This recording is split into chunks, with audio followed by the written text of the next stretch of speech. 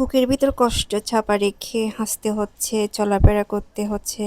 আর এই সে হাসিটা মানুষ দেখে মনে করে আমি অনেক সুখেই আছি। হাই এভরিওয়ান, আসসালামু আলাইকুম রহমতুল্লাহ।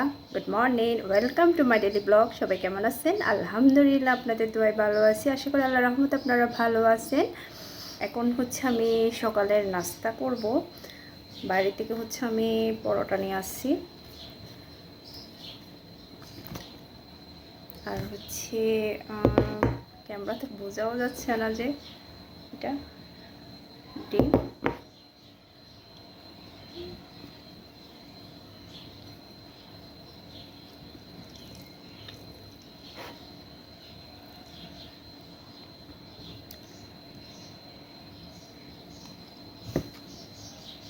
যত খাই তত খাইতে ইচ্ছে হয়, যত খাচ্ছি তত ক্ষুধা বেশি লাগে আমার, বুঝতেছি না, অতিরিক্ত ক্ষুধা লাগতেছে।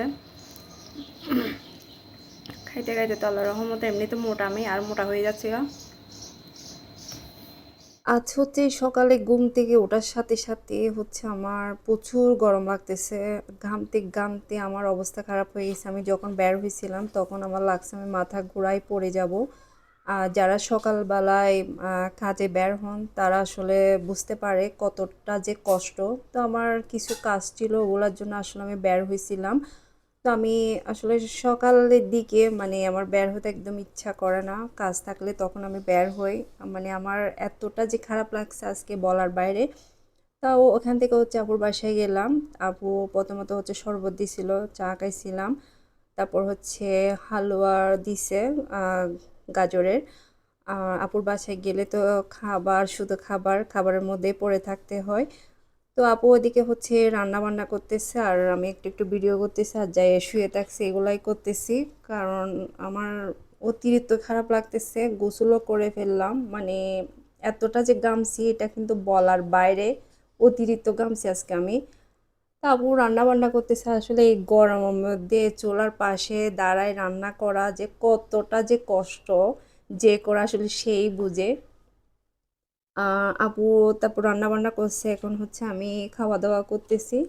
আর যে আমের যেটা বানাইছে জোল টাইপের, ওই জিনিসটা অনেক অনেক ভালো লাগছে আমার।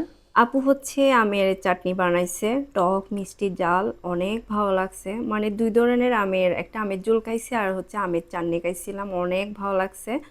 এদিকে হচ্ছে বাসায় আসার পরে হচ্ছে আমি আহ, আসার টাইমে হচ্ছে বরবটি আর হচ্ছে কইন্দা নিয়ে আসলাম। তরকারি হচ্ছে যে দাম কি বলবো, 70-এর নিচে কোনো তরকারিই নেই। তারপর হচ্ছে আমি কুটে নিছি রান্না করার জন্য। আসলে তরকারি যদি এইভাবে যদি দাম বাড়ে যায় সব কিছুর, আসলে কি খাবো জানি না, না খেয়ে মরতে হবে মনে হয়। ওকে, সবাই ভালো থাকবেন, আল্লাহ হাফেজ।